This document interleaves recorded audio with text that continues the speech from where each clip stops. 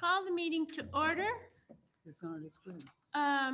Roll call, Dennis. Here. Donna? Donna Davis here. Maria. Yes. Rick Rowe, Out. absent. Wilson I'm So. here. Here.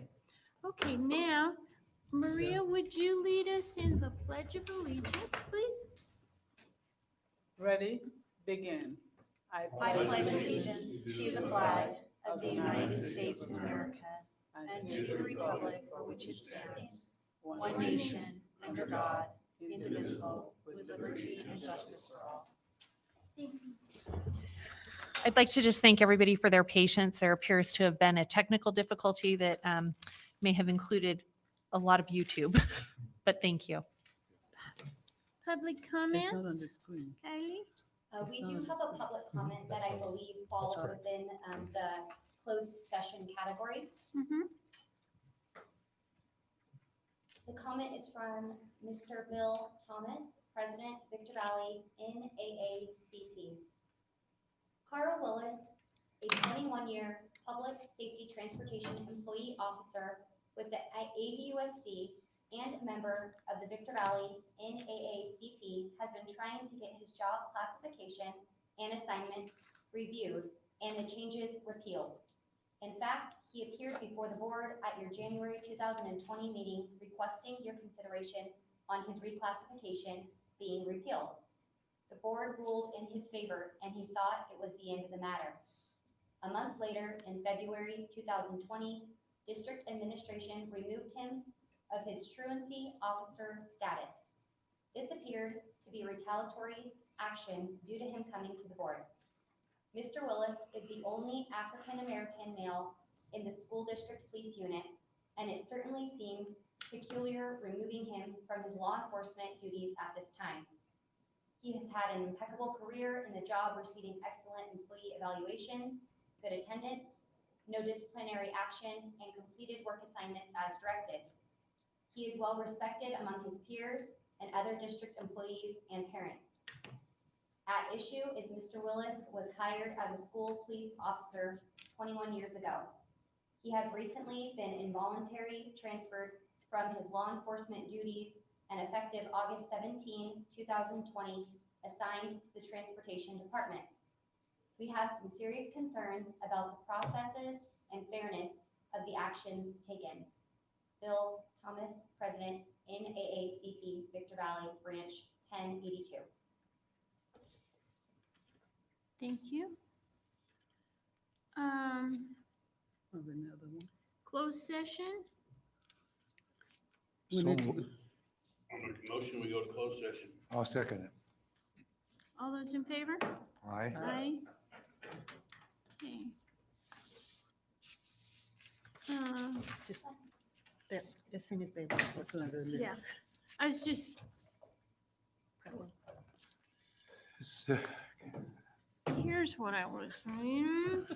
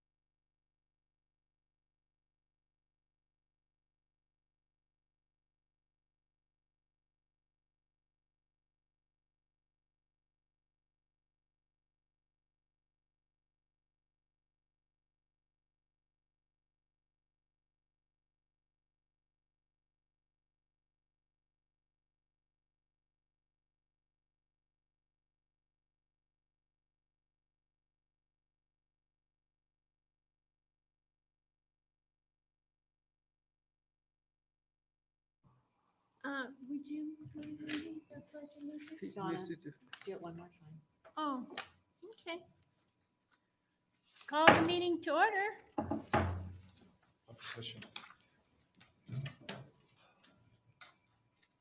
Ready? Begin. I pledge allegiance to the flag of the United States of America and to the republic for which it stands, one nation, under God, indivisible, with liberty and justice for all.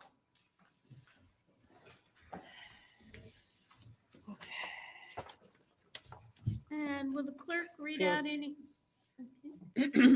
Closed session report. Conference with labor negotiator. On a motion by Mr. Bender, seconded by Mr. So, the Board of Trustees approved the following. Approve the Apple Valley Unified Teachers Association, AVUTA, Memorandum of Agreement regarding advancing from emergency credential / intern BA column dated August 20, 2020. On a vote of 4-0. Dennis Bender, yes. Donna Davis, yes. Maria Okpara, yes. Rick Raleigh, absent. And Wilson So, yes. Thank you. No, I haven't finished. Oh, Conference with labor negotiator on a motion by Mr. So, seconded by Mr. Bender. The Board of Trustees approved the following.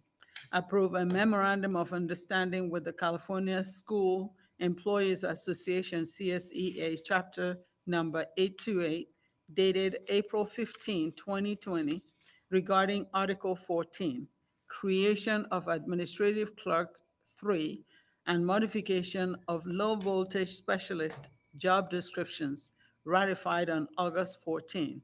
On a vote of 4-0, Dennis Bender, yes. Donna Davis, yes. Maria Okpara, yes. Rick Raleigh, absent. Wilson So, yes. I'm done. okay, thank you so much. Now, are we on staff reports? Adoption. No. Adoption of the You're on the agenda. adoption of the agenda Oh, okay, on page 3, number 4. okay. I move that we adopt the agenda. Second that. All those in favor? Aye. Okay. Comments? Let's see, Public comments? Kylie, do we have any, public comments today? We do. This comment is from Jay Lovato, Vice President, Apple Valley Communications, Inc. Dear Board, it has come to my attention that AVUSD has opted to remove the intercom systems from Granite Hills and Apple Valley High Schools. I can only imagine the rest of your sites are slated or have already opted for this option. My concern is that taking this option will be eliminating a key feature that comes with an educational intercom system. Two-way communication into a classroom is a critical function of this system in the event of an emergency. Being able to communicate over a classroom speaker in the event of an emergency is an essential piece of providing a safe campus for your staff and students. An intercom system allows school administrators and first responders the ability to listen into classrooms without having to send a runner or put a human being in danger. I have attached a copy of NEMA-SB 40 for your review. It not only states that two-way communication is critical, but that all locations on campus where people assemble should have a message display capable of providing visual, textual, emergency information, and 2 locations with call buttons, one standard call and the other located elsewhere in the classroom, emergency call button, that can be used to notify someone at a consistently during school hours. Attended location that the classroom is in need of assistance. I also want to include that the intercom systems in these campuses are a failover communication systems for schools in the event there is a network or voice call manager failure. The systems installed prior to the paging system being installed have the ability to make pages and contact every classroom individual from a dedicated console. Unless these paging systems have a dedicated hardwire console or microphone connected to it, they will not be able to function at all in either of the two previously mentioned situations. The paging system being installed may be able to support some of these features, but to the best of my research, that is not how they are being implemented. They are being used as a paging system only. The telephone devices in classrooms may provide some of these abilities, but that device is too easily disabled. The one telephone in a classroom can easily be disconnected for the cabling infrastructure, or the person in need of communicating can be blocked from using it. I do provide this comment with concern and more than just a business interest. I am a parent with 4 students attending AVUSD schools, as well as the vice president of Apple Valley Communications. We employ over a dozen team members with many students in the district. I strongly believe that an intercom system should be a part of every campus. AVUSD should really consider what's at stake when they choose to install a system that does not take into consideration the emergency applications of a true intercom system. The ability to communicate 2 ways, the ability to listen in, as well as having 2 call buttons in every room is what the NEMA SB 40 standard suggests. Please reach out to me with any questions or comments. Respectfully, Jay Lovato, Vice President, Apple Valley Communications. And there was an attachment that's a 30-page document I can provide to you as well.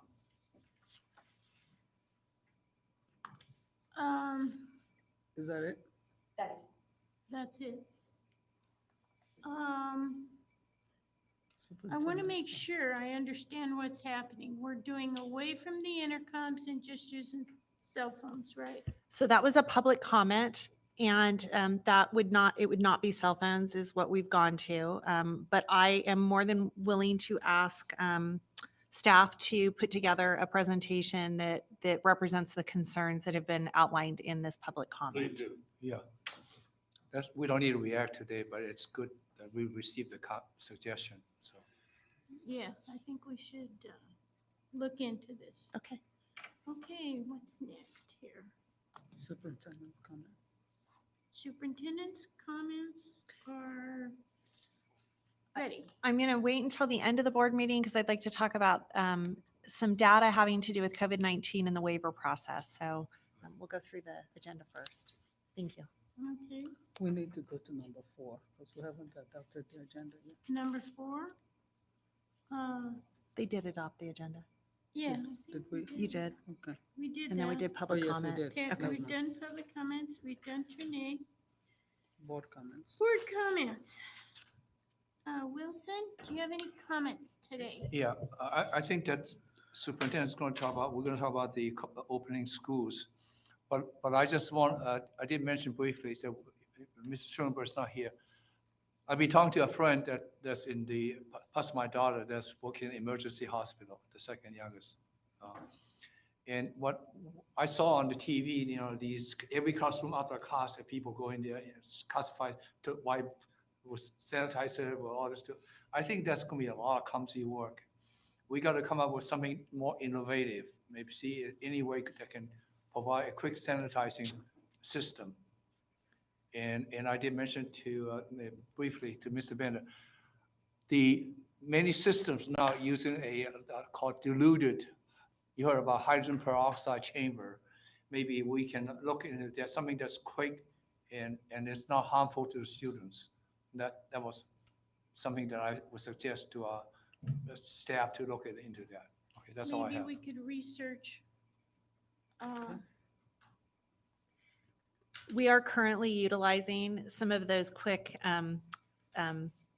sanitation products, Yes, including a device that sprays yes. and needs to sit for about 5 minutes. And then it is what we were using in our preschools prior, because you have to completely sanitize all of the manipulatives and all of that. So we have been using them, and we do have several on order.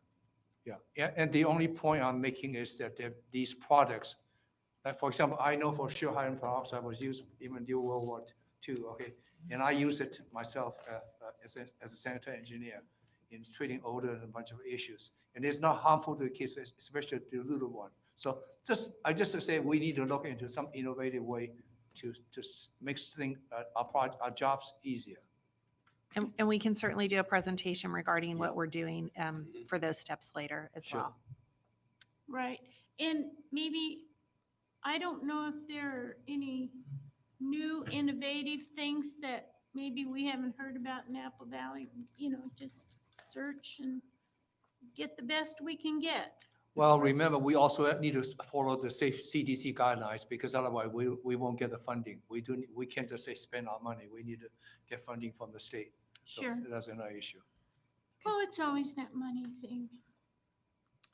And let's see, Rick's not here. Mr. Bender? No, Bender. Yes, Mr. Bender. Well, we're in uncharted water here. We're just gonna do everything we can to stay ahead of COVID-19, do what we can to deal with it.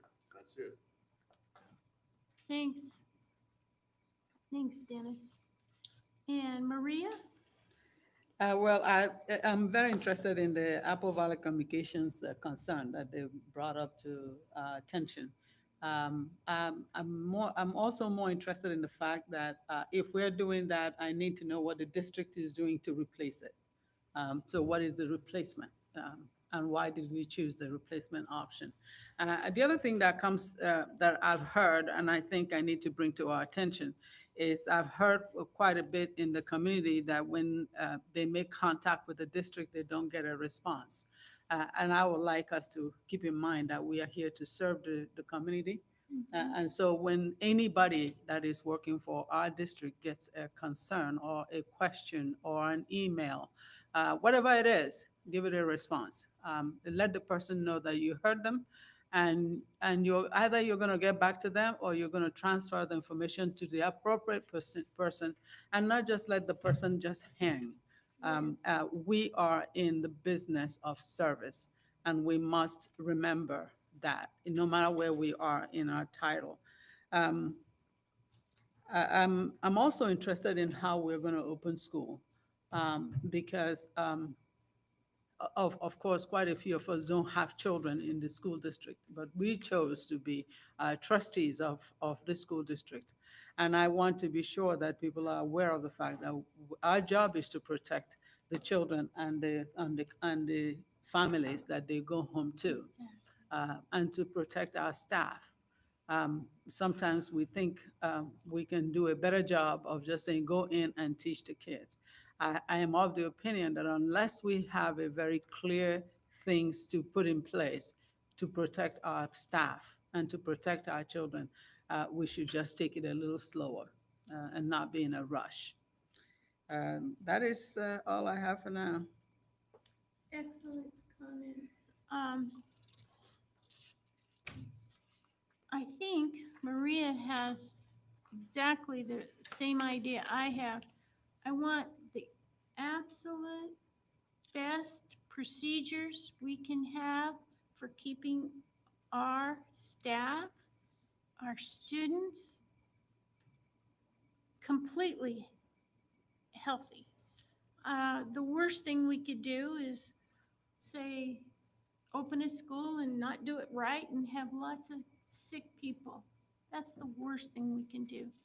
So we just have to be 100% aware of what the circumstances are today and what's down the road. And we have to be a mile down the road before we get to make a decision that's so serious. When I was teaching, we had flus and stuff like that. But this seems to be very deadly for older people. And I see more grandparents taking and raising children than I ever did when I was teaching. And so we have to be not careful. We have to be super careful, but we don't want to deny students the education that they deserve. So it's a pickle. Okay. Let's see. Did I miss anybody? No, Pat has the school start up. Okay. He's with this.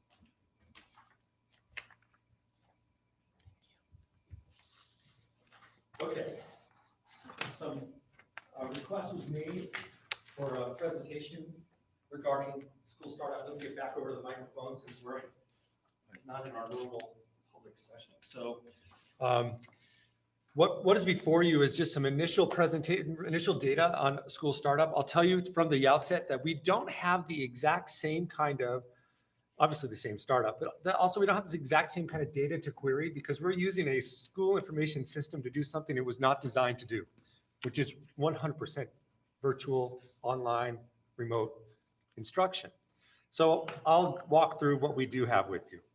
First, just a reminder that schools, we did open 100% virtual, although there are very few things that do still happen on campus. For example, adaptive PEs. Some students need certain kinds of therapy or one-to-one interaction with the therapist, and that is still happening in some cases at the school site with the appropriate person, with appropriate physical distancing, safety protocols, and with the approval of our risk manager. In addition, some assessments have to be done in person. Psychoeducational assessments cannot be stopped. We are continuing those.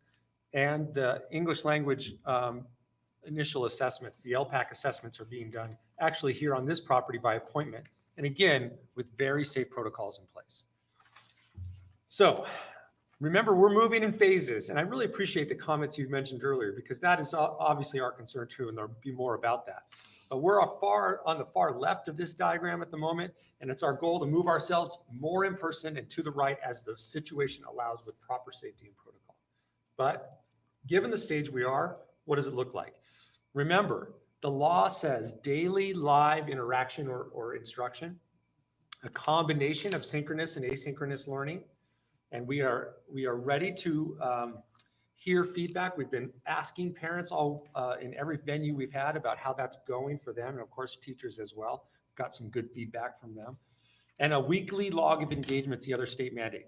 They want to know each week kind of how much time students are getting live, how much time is independent for them. They have not yet given us the document they wish us to use to quantify that, but we will be watching for that as it's coming out, we think, in the next week or so. We, of course, have documentation and scheduling for that, but we don't know what the state expectation is just yet. So it is so much different than the spring.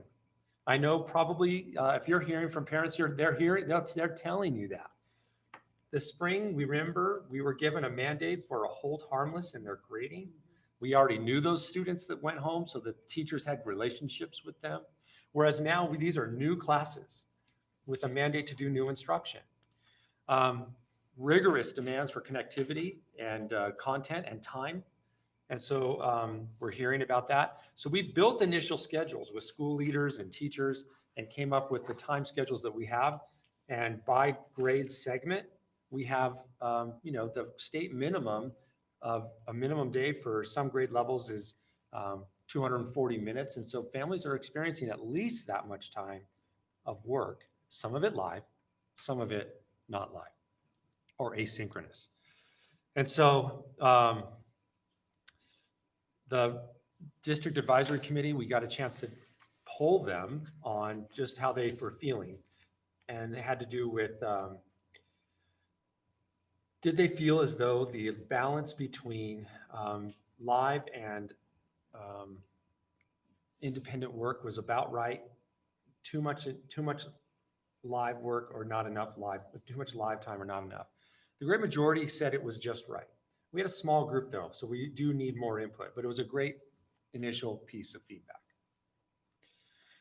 When you say small group, how much was I it? was just gonna ask. We had that. 60 people, but only about 20 of them were parents. And that's about the regular makeup of our district advisory committee for the LCAP. Okay. So a small group of 60 total participants and about 20 parents. Some of the staff are parents as well. True, So I true. want to point out that when I was looking through it, I do know some of the staff did respond because they are parents. They did. As I looked That's at right. the list of teachers and administrators that were there, many of them have students in our system, but they weren't there as parent reps. The next slide I want you to take a look at, something we're very proud of in our system. We, in the instructional technology department and in the conjunction with the listed group of certificated staff members and classified staff members in a coordinated effort have put together an incredible amount of professional learning. You can imagine that teachers needed time to get used to this new method of teaching and these new tools.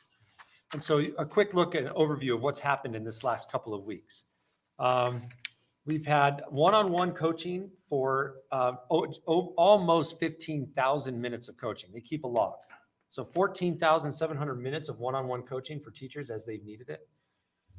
5.1 thousand have participated, or minutes of training provided to teachers, with a total of over 21,000 minutes of help. 40 different Zoom sessions offering topics ranging from how to use Zoom, how to use other tools like Edpuzzle or Pear Deck or some of the other things we put in place. And my favorite one, bottom middle, the number of smiles created and crises averted is infinite. It's been so awesome. I have a chance to drop in on these sessions from time to time, and it's just wonderful to see teachers getting what they need and questions answered. And their proficiency is ramping up quickly. We're noticing that right away. They're really getting good at this. Live video connections. We get some data here from our various platforms. So we use a couple of different platforms for this. We've had over 14,000 live sessions since August 5th. Think about that. On a given day right now, we're hitting right over 1,500 sessions. 640 teachers hosting 1,500 sessions. Because of course, teachers have multiple sessions per day. In the high school setting, they might have 3 different sessions because they're teaching in a block schedule.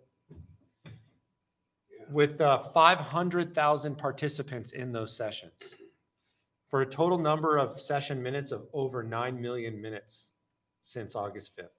It's just an amazing amount that we've put onto this system. And the system's holding up very well. Student engagement, we don't have attendance records like we normally would. We can't just query attendance. Here's why. The state has not demanded that we mark attendance in the same way. They've asked to pay attention to, like I said, a weekly engagement log. What does engagement mean? Well, engagement could be that you signed into a session, right? You showed up on the video, or it could be that you completed assignments. Assignment completion is in SB 98 is counting for engagement, which makes good sense, doesn't it? To say that you engage with the work means you've completed the work. So teachers mark either E for engaged or N for not engaged, but they have time to go back and make a change to that designation based on work completion. So I can tell you my estimate based on looking at the schools today and trying to figure out the closest number I could, is we're right about 95% engagement, which is far higher than we thought we might be at this early stage of the game. Now we are still adjusting because we are still seeing there are some students who've either moved and we're just now realizing, okay, they haven't logged in, we haven't been able to find them, and we're going, of course, sometimes we have to go contact by contact and then to the home. Or some have left the system. Mr. Self. I know that you saw on TV, the students have one-to-one engagement contact, but in terms of our students seeing their teacher and on this distance learning, are they able to see fellow students through the contact? I'm glad you asked that. And that's actually in the law as well. It does say interaction with teacher and with peers. So yes, many of these platforms allow for a couple of different ways to do that. Could be whole class, right? But you can kind of see the class in Brady Bunch style tiles. But then they do have the ability to break those into smaller groups and put them into, a small group over here and a group dealing with a question, and then a small group. And then that allows, of course, a greater ratio of interaction. The other thing they can use is some really neat tools like Flipgrid, where they can kind of see a video of a student responding to something, and they can record a quick video back and say, hey, I like the way you answered that question. Here's what I think about that. And then they share that video back and forth. Now, it's not exactly live, but it's almost live, right? It's happening in real time. And so there's lots of ways for them to do that because we know that's critically important, right? TikTok. Yeah, like that kind of thing. Now, what happens if we can't find them, right? Of course, this is our tiers of engagement, the re-engagement strategies. Connecting with them all critically important. Then if we can't find them, like I said, calling those contacts, making that connection, finding out if there's a barrier. Do they need a device? Do they need some other kind of connection equipment? Or do they not have is it a problem where they don't have a place to do this? So we've got to work with them. The family centers are being engaged in that work. And of course, like I said, go into the homes if need be. Last thing I wanted to make sure you knew is that school nutrition goes on. Mr. Schulenberg and his nutrition services department, they've been the steady service provider for our families from March 16th onward, right? And so they've continued. Now they're serving a once per week, a week's worth of meals for the family, 10 meals, 5 breakfasts, 5 lunch. They get them on Wednesday between 9 and 1 at 10 different sites. On a Wednesday? They do, and they get a box and bags of food on Wednesday that are either frozen or shelf stable, and they take them home. That's cool. It is cool. It saves families 5 trips to the store, Yeah. not to the store, to the school. And so they take those things home. Now, where Talking are about the meals, boxes? if I may, I attended a session with the SANDEPS committee. They were talking about federal government requiring that maybe school district can look into that even for family, for kids in the family, they don't require meal, that they want to provide universal, some type of meal to the kids. Have we? We do that in the summer. They do In the summer, the okay. summer feeding program. During the school year, we are now providing for students. But what's great is that at this point, it's for all students in the system with regardless of which school board took action to make that happen. And so this is without payment. Every student in the system who wants a meal, they come and get a week's worth of meals at one of our, right now it's 10 sites. We'll add 2 more as soon as their construction projects allow that to occur. But the other thing they do is it's of course for each student in the family. So they're coming, you were going to ask about the boxes. Yeah, they're boxed up and they take those things home and they put them, and store them there. I need So- to rent double dipping. Yes, they're We definitely. do actually. The system allows for them to go to any school site, Yeah. give their name, and as soon as they have picked up their meal from that school site, it goes through our entire system. So great. they cannot go, and we know this because Mr. Schulenberg sent his son to test it out. And he was And denied at the second a school. second Was denied set. at the second Yes, school? so, That's just like it. That's right. So the good news is the numbers are up. We served 2,500 families yesterday, Wednesday. So this is just the second week of doing this. We think participation will continue to climb. So really good news. So here's the thing about startup right now. It doesn't feel the same as like the energy and the busyness of school. We're missing that terribly. And yet people are working maybe harder than they've ever worked. All of us are to make this happen. But it's all happening right here. So.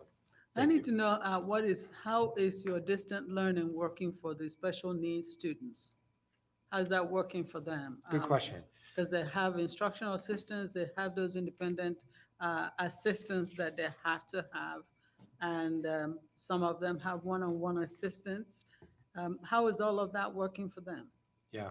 Well, obviously we aren't able to recreate all of that completely. So not able to visit every classroom yet to make that determination. Here's what I can tell you. The instructional assistants are able to join. And like I mentioned, those breakout rooms, they can go into a breakout room with an individual student or a small group of students to provide that more individualized instruction. Mhm. Some of the services are provided in person, like I mentioned. Some of the services are provided in a pullout still, like speech and language. So we are able to provide some of those services that way. But I'll tell you, and this is why in our phases, that's a student group that is of concern to bring back as soon as we are able to do so. And that is, that it's not quite the same meeting the needs of a student with disabilities in some cases via video conference. So those teachers met with the department lead, the student services director on Monday. They've been able to give him feedback of what tools they need. We have added tools to our system to assist them, some digital tools that they think would help them meet the needs of their students. And so we are adjusting every week as we hear from them about what they can utilize to serve those students. Well, I asked that question because I work with university students, as you know, and some of the instructions I've given my university interns that are learning to be teachers is to consider themselves 5-day employees, but actually 4 days to instruct the students, and use the 5th day to share with the parents what they are doing. because you need to make those parents um, feel welcomed into the program. Some of the parents signed an IEP that says this is what you're going to provide to my students, but now the rules have changed and they are going to be changed temporarily. So I've asked my interns to teach their courses Monday to Thursday, and on Friday to have a session for the parents. And that Friday is basically to go over what the next week will look like. If there are materials that need to be used during the instruction, the teacher is now available on campus to give them those materials. So the parents roll up in their cars and they pick up the materials. Or the teacher can say, make sure you have these colors ready if you're teaching kindergarten, have materials that have these colors or these shapes and all of that ready in your house. So if you're going to teach circles, make sure you have the cover of a pot or something so that you have the actual hands-on material at home in order for your child to actively participate and not being taught in abstract. Because what a virtual instruction almost seems like an abstract instruction, which is hard for a student who has a special needs. They want to be able to actually feel and touch and all of that. And I found that my students that I worked with last spring and now working with them in this fall, that they're beginning to see the importance of it, that you need to be able to engage the parents so that they're not totally lost on what you're trying to teach their children. So I'm hoping that as a district, that we begin to look at all of those creative ways to engage the families that we serve. Thank you. I'm going back to the school nutrition as it stands. Do families come and get a box, or do we deliver a box that says here, get 10 meals, 5 breakfasts, 5 lunches? Do they get a box of food? They come in, They come in. and then if they need help, we help them to the vehicle. But yes, they come to the school site and they pick it up from one of our school kitchens where they're provided that food. And in a situation where we may have a family that is not able to come and do that, when they've made contact, we have arranged to have the meal brought to them. The meals That's brought to great. them. We are utilizing some of our transportation.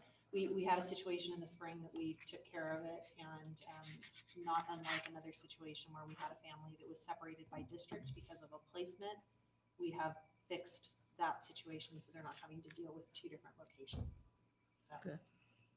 Oh, this is hectic. Well, time. I have one more But question. good, I'm so glad to hear about the food, because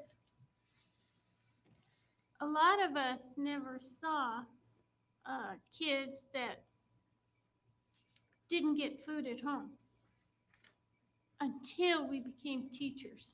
And then we thought, oh my gosh.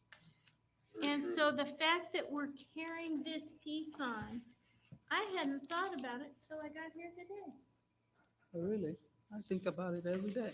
Well, I'm just thinking. My- I wake up hungry. I have a question Yeah. on the distance learning, Yes, on the slide that you showed on distance learning Yeah. regarding the district advisory committee. My question is, how many members of your advisory committee are actually parents that are not teachers or administrators? Yeah. How many do you have? Because you say you have a membership of 60. And so out of those 60, how many are just parents that are not affiliated to a district other than being parents of our children? Right. We, actually, each school site brings at least 2 parents. They don't always attend every meeting. Some have many more. And of course, they represent often at their school sites, they're representing far more parents. So we invite a great number. That's how many happen to come. That is not the entire committee. That's who happened to log into the session on Monday. But the district advisory committee starts out with 2 parents from every school plus parents from all student subgroups. So we end up with parent representatives invited and encouraged to attend upwards of 40. Okay, because I'm trying to be sure that when you are talking about advisory committee, these people are not just advising because they're employees of the district, so they're looking at things that will benefit them. I'm interested in advisory committee of parents who are actually looking at things that will benefit Mhm. kids Right. and, their children, not what will benefit them as a district employee. So that's why I'm paying attention. So could you get us the actual numbers in the next board meeting? I can tell you the numbers, they change every day because Okay. parents, can and can't come. But I can provide to you the most recent invite list. Okay. It changes as parents come into the district, make contact with the principal. Principals at the beginning of the year are inviting parents to be part of their school advisory committees. And then they send representatives to the district advisory committee. But I'll tell you that by statute for the LCAP, we meet with that group and then we hold the parents back and we say, for you now, you have a special mandated time to ask your questions, Mhm. free of anyone in the room, and they ask the best questions. And then last night, we also met with our DLAC, which Okay. is our District That's it. English That's Language English Advisory language. Committee, and they also are all parents, Mhm. and they had wonderful questions. So yes, that's enshrined in the LCAP law, and we follow that to the letter. Okay. And when we come back the next meeting, hopefully Matt will be here because he had to take our family to give us information regarding the budget committee. Yes. Right. And so he's going to give us Right. that information when we come back the next time. That's about it for me. Let's focus on, And then we are going to look at the ethnic studies issue that we discussed in the last board meeting, so that we'll be able to begin to have the conversation once you guys have the information that we need in order to, when you have the actual books, you're gonna have the actual books and materials. Two different so that we things. can- Yeah. So that we can Okay. begin to establish an ethnic studies group. Yeah, two different things. So we are engaging right now in the diversify our, I just lost it. Black. Our Diversify, narrative, yeah. thank you. Diversify our narrative. We do have students and have a meeting scheduled with the principals and cabinet and the students first. Then we will bridge that out to staff in the different departments that this would impact, because that group is looking at least one book that can be integrated based on author to diversify what books students have to read. The second level of that is the ethnic studies work that is happening at the state in the CDE. That is in process right now, and as soon as, I believe that the deadline, I had it last time, I I think believe it's it was March. March 13th or something like that. Yeah, I'm Um, following it along yeah. till March. Yeah, so I we am will continue to watch that information as it modifies and changes so that we can be prepared to then put something together once it is adopted by the CDE with Okay, recommendations. Thank you. Okay? All right. next, are we going to consent? Excuse me? Consent So you action. have Oh, the, yes. actually you have F, Oh, discussion, that's right, we have act- F, that's our discussion, discussion Okay. action. yeah, the two, It's You number, ready? it's on page 4. No wonder. I'm gonna, F. I'm gonna move that we approve the recommendation of the administrative hearing chairperson effective immediately on I'll annual second that. review. eight 29, separate. Do we have a, Any you did the motion? motion. Maria. All those in favor? Aye. Aye. Aye. Pass, the motion passed. I make a motion, we approve the annual review. 30/20/21. I second that. All those in favor? Aye. Aye. Motion passes. Yep. Wilson, did you vote? No, Oh, I'm fine. I just talking about AR 29, 30. oh, already okay. passed. Well, there we go. And then it's recommended that the Board of Trustees consider approving a number of agenda items as a consent list. Consent items are routine in nature and can be enacted in one motion without further discussion. So moved. Item 1 through 6. Yeah. I'll 1 second through it. 6. All those in favor? Aye. Motion passes. Okay. Let's see. And then staff reports, any questions about staff reports? Any questions? No questions? And then And Kylie, do we have any other public comments? no more comments? Anybody? Well, I move And that then- we adjourn. Can I give Well, a superintendent can I- comment can I- regarding the waiver, Wait a please? minute. Yes, superintendent comments. Yes. Thank you. Superintendent. I just want to brief you on the latest information regarding the waiver process. As many of you are aware, there was a waiver granted recently to Lucerne Valley Unified School District, and for good reason, based on the data for their district. On the 18th of this month, we were provided the latest data from the San Bernardino County Department of Public Health. The previous data we received was received on August 3rd. So we are 2 weeks at a time right now receiving this information. We must, as a district, be below a 200 community case in a 2-week time period. As of the 18th, we are below 200. We are right at 192. So what that says to me is that in this first phase, we now have a number that puts us below the threshold to apply for a waiver, right below the threshold. However, it is the first set of data. I worked with Barb Alejandre from San Bernardino County Superintendent of Schools yesterday, and one of the things that she and I talked about was the frequency of the data. And so we anticipate that we'll have another set next week with another 14-day window of information. At that point, if our numbers continue to go down, we will then start engaging in the discussions that must occur prior to any change to how we are currently doing instruction. In order to have a waiver, we must bring stakeholders together and collaborate regarding this. So it's labor, it's community, and it's the Department of Public Health. They have to look at our numbers, okay?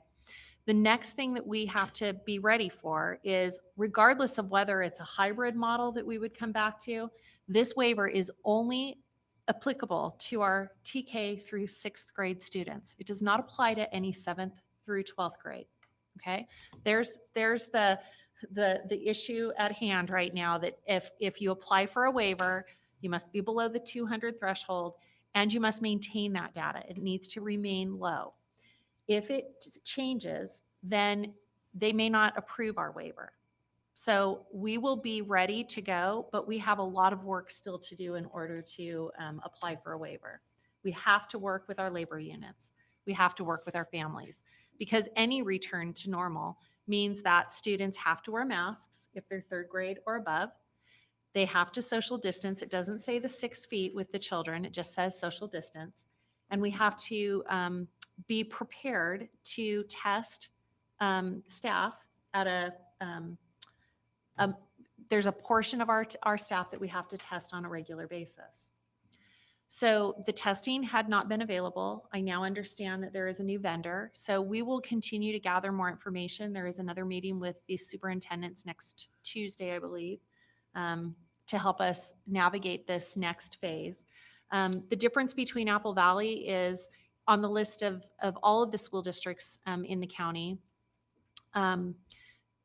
We are the district that falls below the threshold. There's a bunch above us, like our neighboring districts. Both Victor's, Hesperia would not have the ability currently to apply for a waiver. Lucerne has 2 cases. They're sitting, when you look at their community cases, they're sitting at 2. For the last 14 days, that's way below the 200 mark. So we have to understand the data and how we can do this. Now, if at some point our county comes off of the monitor list, there is no waiver involved at that point. What happens then is you have to maintain less than 100 cases to come off of the monitor list. Once that happens, It has to have 3 consecutive days. After the 3 consecutive days of that same data, then your community colleges and universities can open. For a kindergarten, transitional kindergarten through 12th grade system like ours, unified district, you'd have to have 14 consecutive days in order to approach reopening. So there's a lot of expectations that go into this before we even make a move. And I reminded principals this morning, and I'm going to say this live because of our teachers and our classified staff. They've been at this for just over 2 weeks today, right? Just over that. And if we change this up today, because we just fell below that number, they're going to be starting from scratch again. So we have some work to do, and we will monitor the data. I will continue to bring it forward to the board meetings, even the special board meetings, so that you know where we're sitting. And if we continue to trend down, then we will be having a serious conversation about applying for the waiver. Okay. What is There's- the situation with the ICU beds now? at St. Um, Mary's? The last conversation I had with St. Mary's was several days ago. They are still full with all 40, but that's not all COVID cases. But they saw a big spike of COVID patients that were positive and pending. And over the course of that last week, at the end of the week, those had declined. So they were seeing a number go down. But I know one of our neighboring superintendents had talked to another, one of the hospitals up here, not St. Mary's, and they were at surge capacity at this point. So there still is that community issue and how we are going to get the testing available. Okay. Okay. And the other part I want to just be clear about is regardless of whether it's a waiver or whether we come off the monitoring, everybody in our system, parents, this community has to be prepared for starts and stops.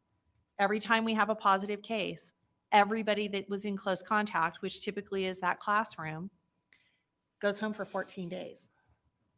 So we would revert back to distance learning at that point. But the starts and stops will happen quite a bit based on the current information we're receiving from other places, other states that have done this. Yeah, since you mentioned about testing, yeah, I know this news, that's a lot about test, it's faster, but I think that it doesn't really solve the concern and problem. Until the vaccine comes out, if we really do, we need to maybe begin to think about if vaccine is available, we need to talk to health department, say how it's going to be implemented to our kids in our community. Yeah, Yeah. there are many factors that Sure. play into this, and it's not just we Uncharted don't want to water. apply. We just haven't been on the list that can. But just this week, Tuesday, we were Yeah. given the information that we fall below the threshold, but don't necessarily meet the other conditions with the That's good. consultation and things. Still.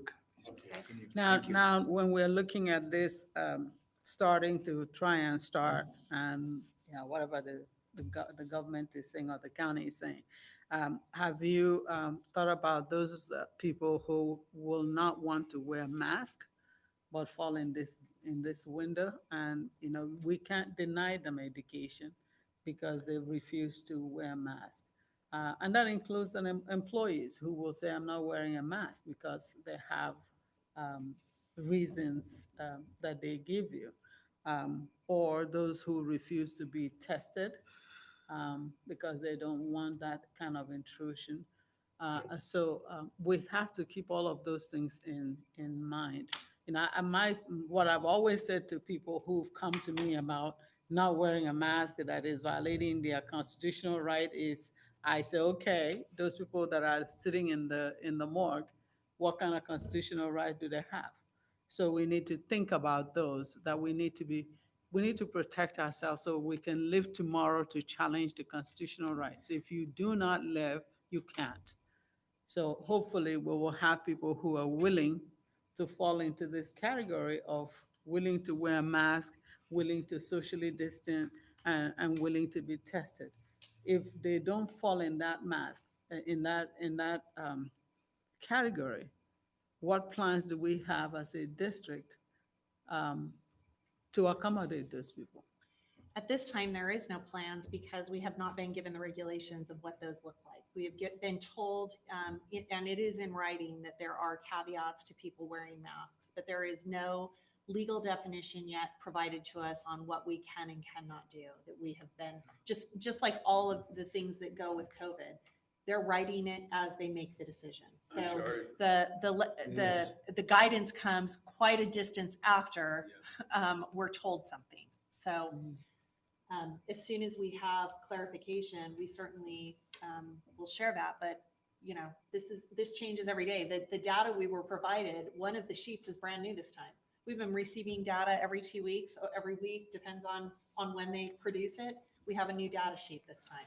Instead of 2 pages, it's 3 pages.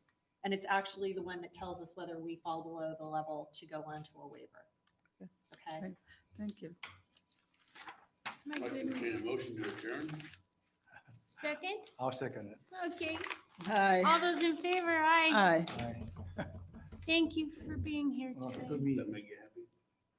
Do we have anything to sign?